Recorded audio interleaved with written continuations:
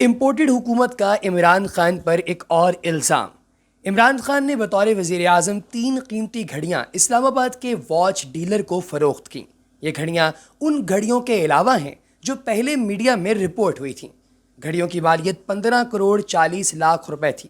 نجی ٹیلی vision channel Jio news کے مطابق، جو کہ آپ جانتے ہیں کہ نون لیگ کا ایک ماؤتھ پیس بنا ہوا ہے، یہ مشرق وسطیٰ کے معزز خلیجی جزیرے کے شاہی خاندان کے فرد کی طرف سے عمران خان کو دی گئی گھڑیوں کے حوالے سے ایک بہت بڑی خبر بریک کر رہا ہے۔